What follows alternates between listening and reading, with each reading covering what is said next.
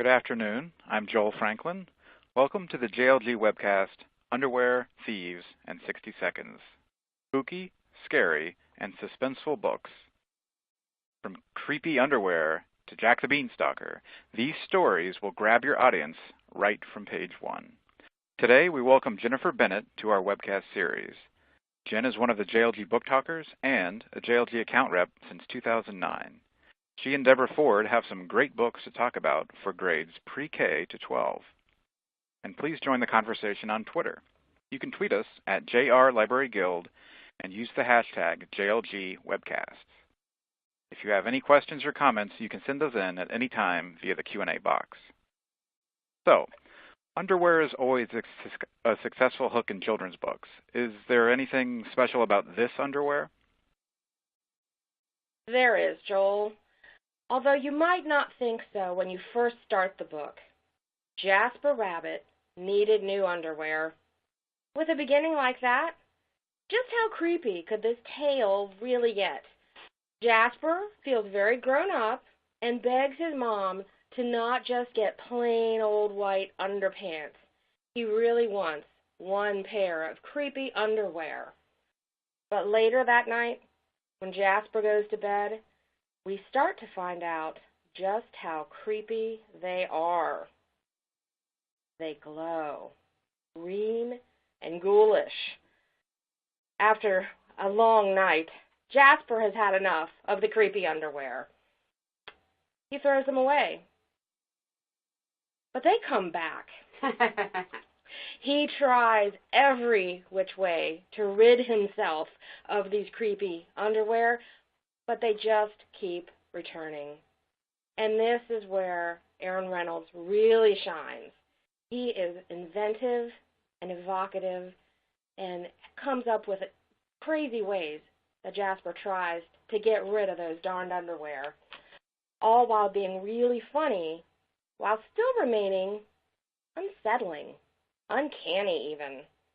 And the illustrations in this are amazing. They're all these really soft, smooth grays, so the glowing green of that underwear comes through, and when you close your eyes, you can almost still see it at night, alone in your bed. Oh, I got the little heebie-jeebies in my head. Yeah, and if you'll notice, too, every page, the face on the underwear changes. It's like some creepy little green emoji. That's so funny. And the thing about the little kids is that, it's almost as if they wish it were a section. And so even if this is Halloween, it doesn't matter. It could be April 1st, and the kids will come in the library, won't they, everybody out there listening, and they'll say, where are the scary books? Yeah. So here you go. You can never have enough scaries. Absolutely not. For the whole other end of the spectrum, because today we're doing K to 12, we have, and then there were four. Just even the cover, and then there were four. So you know something happened to somebody. And right on the cover it even says, let's not die today. Let's not even to make things easier for our parents.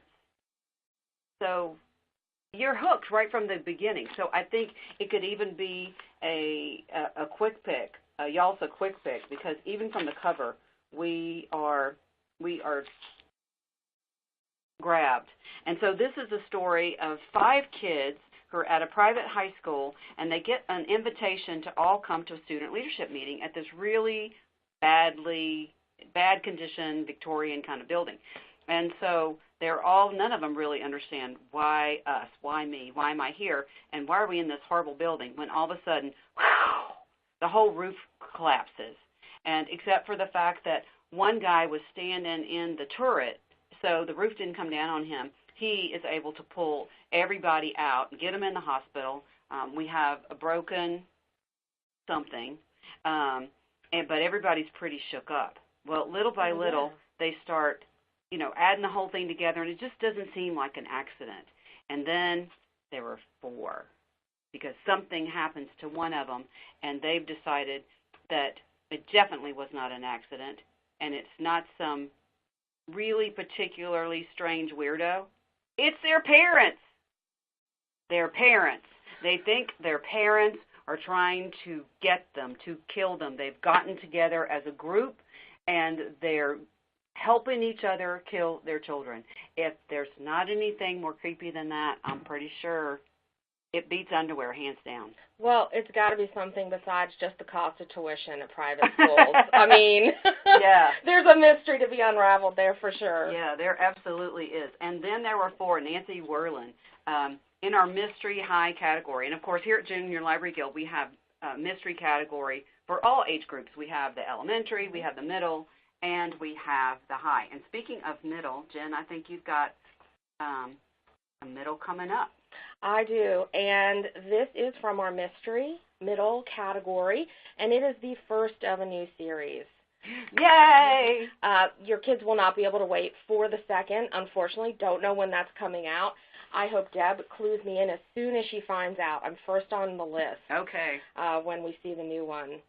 And York, the Shadow Cipher, asks the question from the start almost, what would you do if you only had 30 days to solve a puzzle that's 160 years old?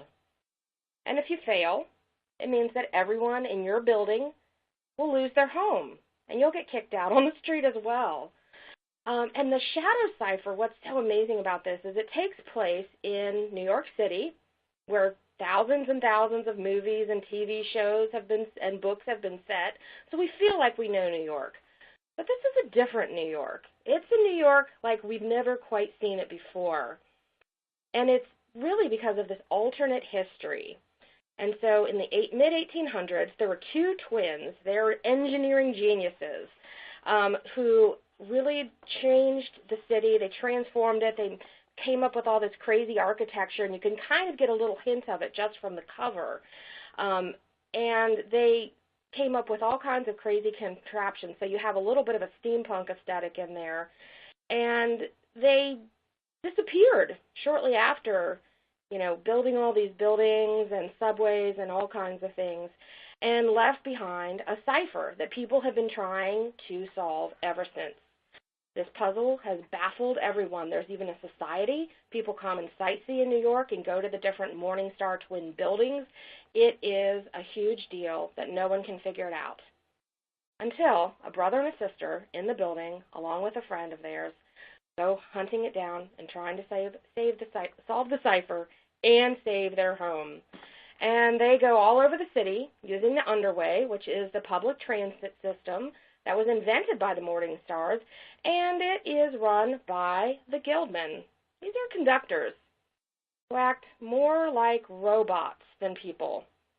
The streets are cleaned by these mechanical creatures called rollers, and they even sweep away dead bodies sometimes, as the trio witnesses.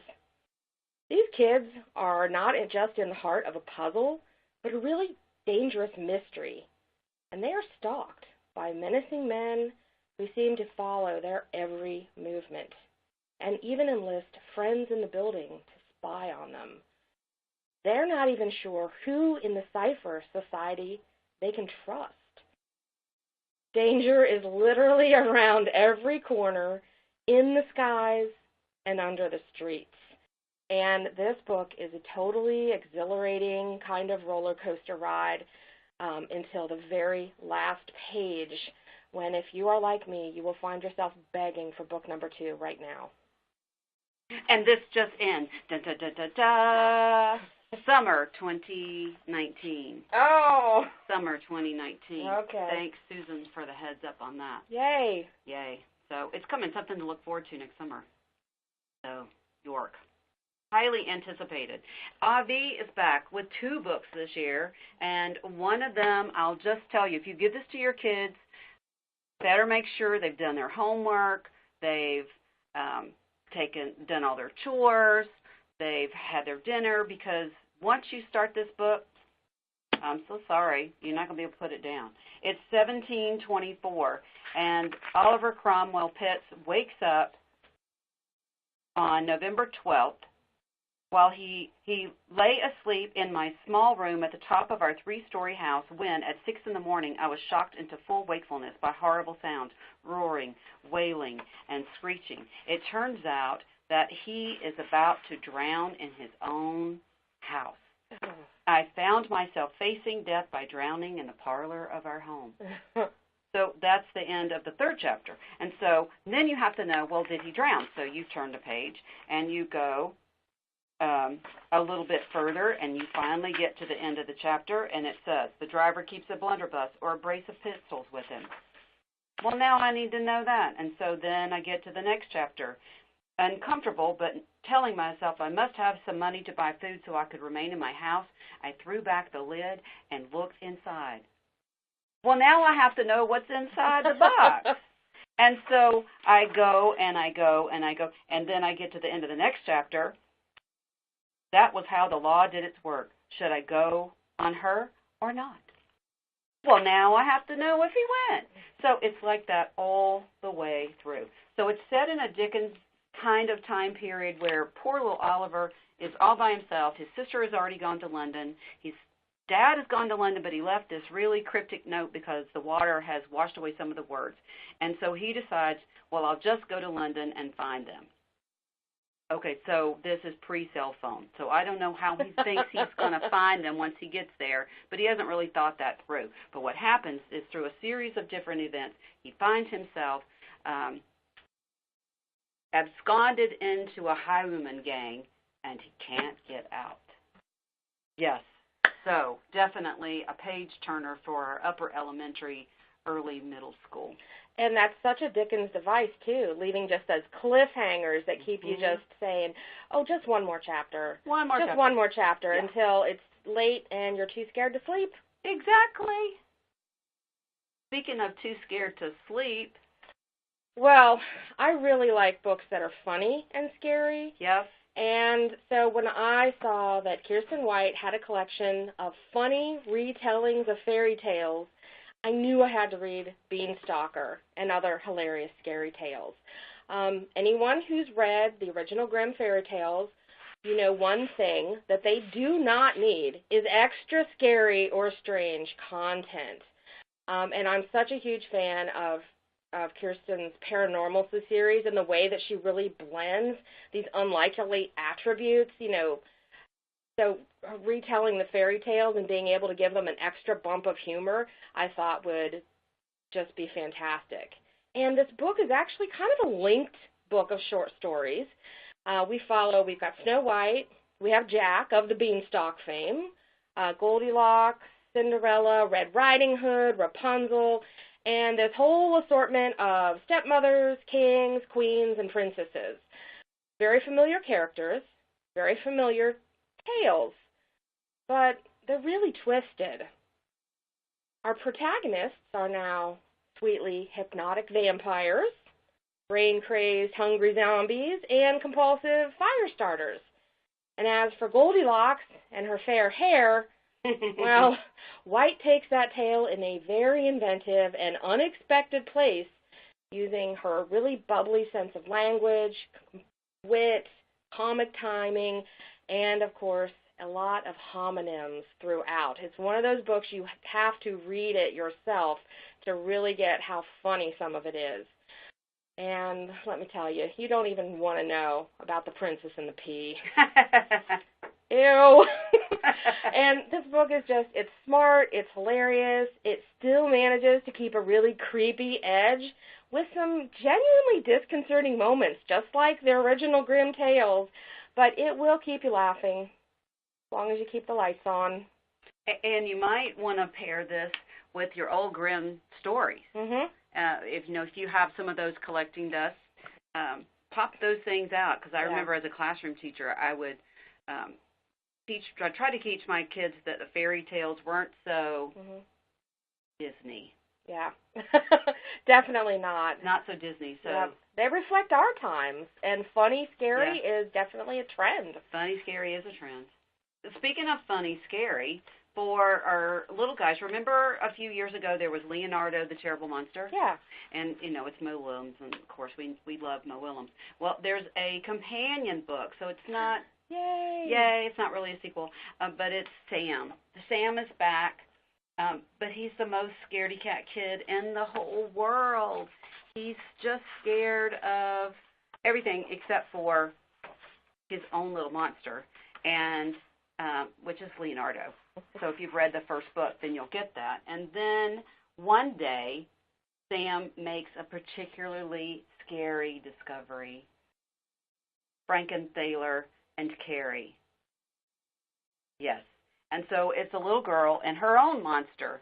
But who's scared of whom? You'll just have to know. But it's great for read aloud. It's great. If you have a visual presenter, and I just bought, that visual presenter that we have? Yes. The iPivo? It's so easy, even I can figure it out. Yeah, it's so easy. It's a little plug and play. It weighs nothing. I mean, It's about the size of a mini flashlight. iPivo 2, I think. I'll write a blog post up about it and show a little picture. But definitely, they are going to want to see these pictures and read it with you, because there is a lot of yelling going on in this book and a lot of comforting, because, that's what we want to do with our little ones. They kind of want to be scared. Not really. Yeah. So yay for Mo. And you'll probably also have kids who will stop you somewhere along the line, because they will, like in all his books, find a pigeon.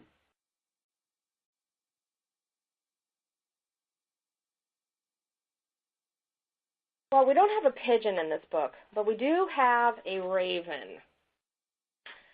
And this book is a can't miss. Disease, darkness, insanity, death, obviously all hallmarks of Edgar Allan Poe's writing. And in Gareth Tynes' retelling, 7 of Poe's iconic stories and poems are featured in this graphic adaptation. Poe has that really richly descriptive language, and so when it is paired with this really detailed line work and saturated, very moody palette, it makes for an unforgettable introduction to Poe. Or if you have already read Poe in one of your classes, it will remind readers why Poe continues to be a classic who gets taught and brought up. And, it was great for me to come back to this and get more or just a different perspective from Poe. And once you've read a story, rereading it, seeing it in a different light, is just even scarier. And in this edition, Pit and the Pendulum, hands down, terrifying, because it starts out with this narrator in complete blackness. He's sketched in with these like silvery white lines as he grapples alone in the darkness. But then his and our first view of anything real is this looming ceiling from which the sharp, slowly swinging blade of the pendulum hangs. And it has this slow decline that's excruciating. The description of the rats that emerge from the pit and swarm over his body is squirm-inducing. And the fear of being in that place is palpable as the blade swings closer to his body and the platform that's beneath it. And another really just amazing thing is that each story and poem in this has its own distinct style. And there are images that will stick with you long after you've set it aside. It's a really memorable edition of Poe's haunting tales of death and darkness, insanity, murder, angels, and demons. And those visual things stick with you. When we were talking about the fairy tales, I was remembering Neil Gaiman's illustrated retelling of a grim tale. And so those pictures will lead you back to read and reread. The Hansel and Gretel. Yep. And so you may have that, too. And then, of course, using something like this is really great if you have kids who are English as a second language or they're reading below grade level and they read this graphic novel, then it's a lot easier for them to grasp. Because his language can be so dense it can be off-putting, but when you break it up on the page and have some really gory and gruesome pictures. Right. And that's not to say this is an easy read, because it's not. No. Graphic novels are, as many of you know, complicated, and you take your time. You slow down and you read them. Yeah. For our elementary folks, I chose Susan Vought's new book, Supermax, and the Mystery of Thornwood's Revenge. So first of all, I just love this whole story. It's full of mystery. It's a little bit of adventure. But one of the things I really love about this is the character is in a wheelchair. Mm. And so it falls into the inclusion category, the books that I'm looking for. So because we have kids who are always on crutches, or they're in a wheelchair or something. And so here is a girl that is not what's the word I want? She's not really hampered by it. She moves and she goes, and part of it is her spunk is so amazing. And so Max loves superheroes, and she fiddles with electronics. In fact, she keeps trying to soup up her chair. And she's kind of on restrictions. She lives with her grandpa, and she started a fire with her electronics work. And so she's being a little bit careful. But then there is this whole curse family of Thornwood's Revenge in Tennessee. So if you have fans of, say, like Natalie Lloyd, and that has the magic in it, it has that same kind of folksy language in the story, but we also have a kid who is determined to be part of her world and solve this mystery, and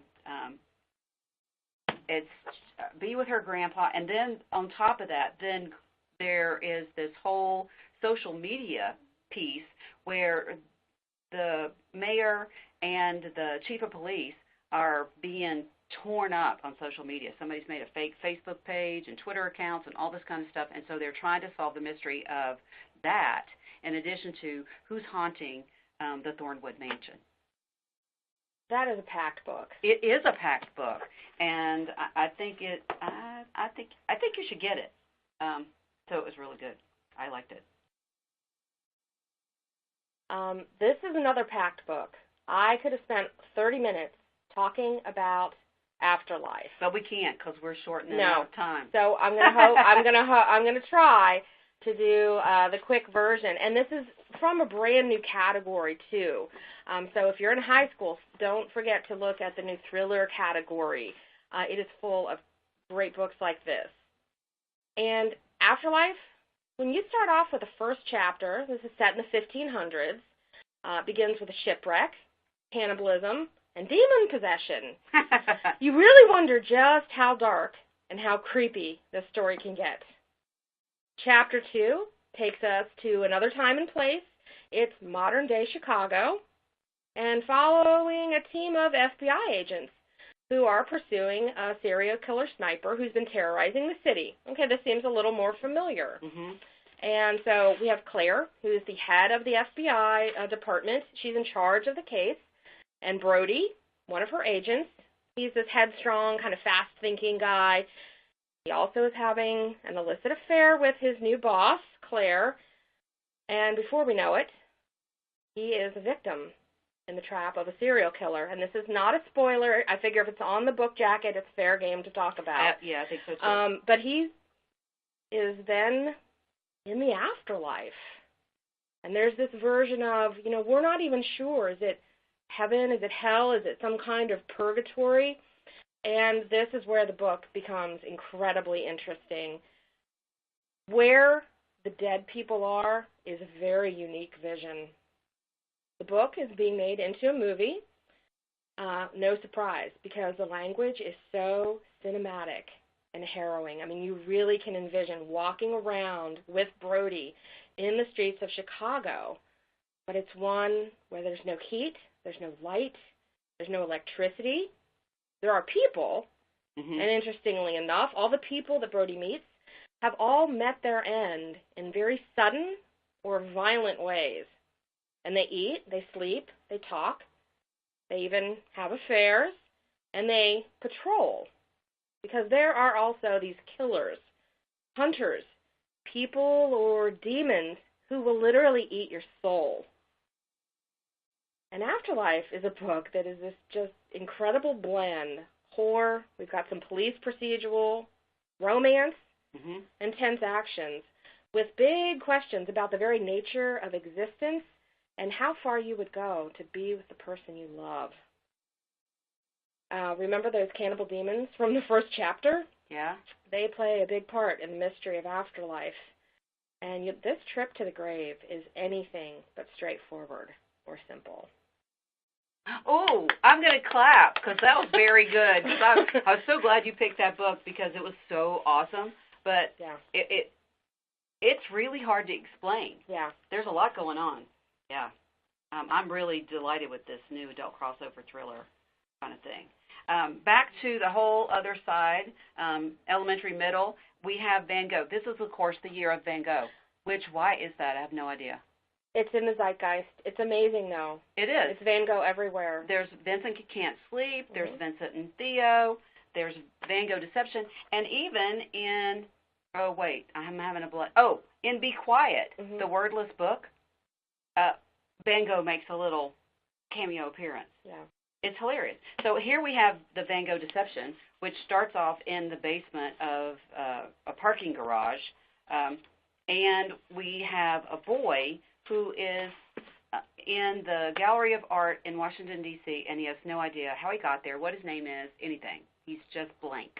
And then we go to the parking garage where someone is being shot at, and then, boom, we end the chapter. We don't know what happens to him. Yeah. And the next thing you know, we have this kid who's put in social services, and there's a little girl named Camille who is the mother of the family that takes him in, and she's just this little chatty Cathy girl, and she's determined to help this kid. She names him Art because they find him in the gallery.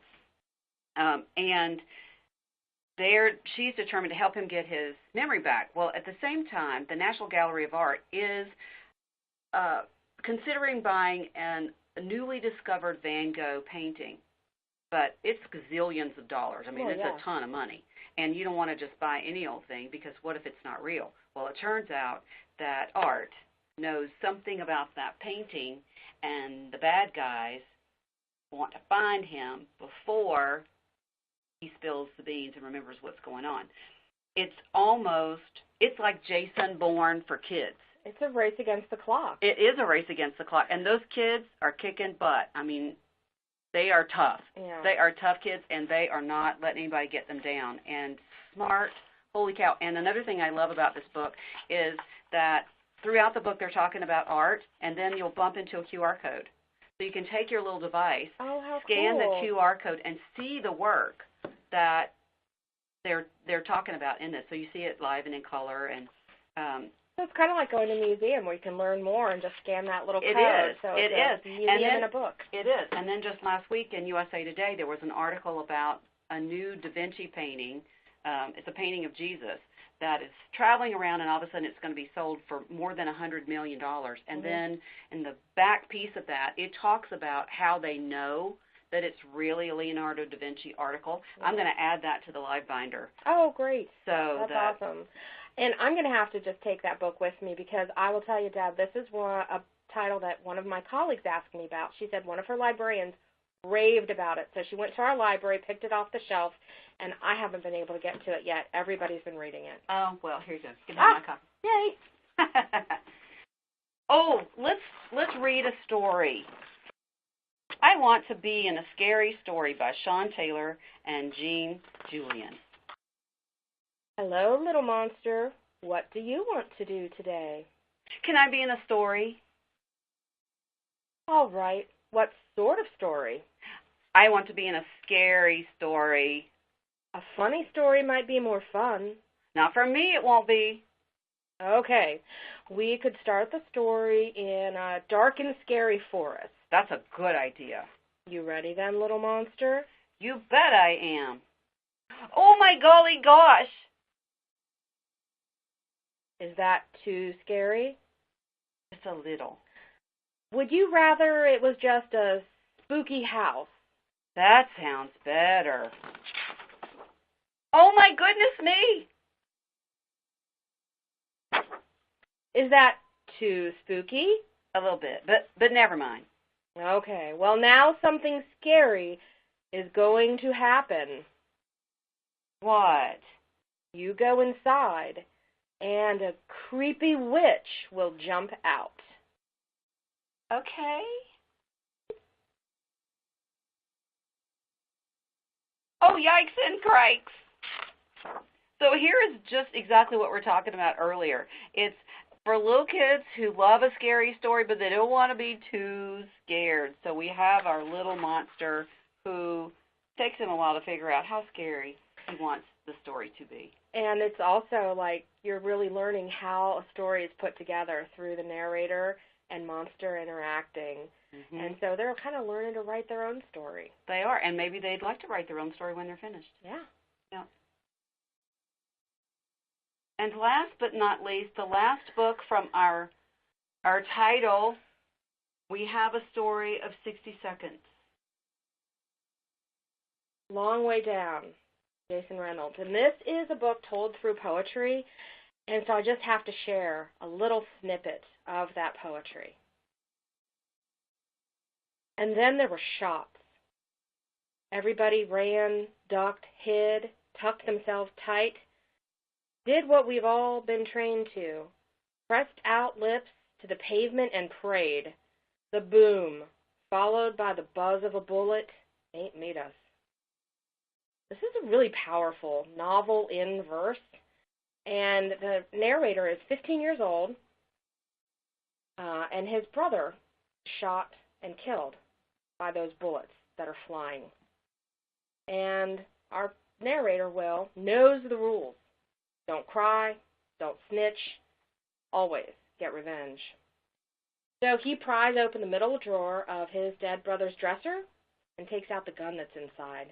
He sneaks out of the apartment, gets into the elevator, intends to walk the 9 blocks and shoot the guy that he knows, or thinks he knows, killed his brother. However, when he enters this elevator, a new person gets on at every floor. And this is where the story turns very eerie and takes an unexpected turn. The people who enter the elevator are already dead. Will wonders if he's losing his mind or if he's really seeing and hearing ghosts. And each floor of this elevator brings in another character, another voice, another presence with a tale to tell and warnings to issue. Kind of reminds me of the ghosts in A Christmas Carol, who have instructions and moral lessons to pass along. And really, for Will, the stakes could not be higher. And this book just builds and builds as that elevator drops and drops and drops. And it will really keep readers right on the edge of their seat and wondering what will happen. He reaches that ground floor and the doors open up. And he was just featured on NPR. People. And he was on CBS This Morning. Yeah. Yeah. And this is a book that you can take a lot of different places. It's another great one for readers' theater and for telling stories and going back to it again and again. And it's the type of poetry that's really accessible. It's incredible. Yeah. And creepy. And so, in addition to selecting great books, please remember that we are also creating resources to help you use these books with your kids in your classroom and your library. And so this is where you will find resources for today's and other selections. It's in the Junior Library Guild Book Talks to Go Fall 2017 Live Binder. And remember to look on the book detail pages for a link to the Live Binder resources so you'll find everything you need on our website. The other thing you may not know is that Junior Library Guild members receive a discount on subscriptions to the Hornbook, School Library Journal, and Library Journal, so you can subscribe today and keep up with the hottest trends and best books with your very own subscription. Speaking of trends and authors and illustrators, who are the authors and illustrators you should be watching this fall? Join us next time on November the 30th at 3 o'clock Eastern for Mistakes, Stars, and Rhyming Words, the fall debut class of 2017. Featuring new releases from JLG's Fall 2017 selections, the Hornbook's editor-in-chief, Roger Sutton, and I will be talking about debut authors and illustrators that are today's newest stars. You won't want to miss the inside scoop on these newbies. This webcast is appropriate for school and public librarians and all educators grades K to 12. And if you can't make the date, be sure you register anyway.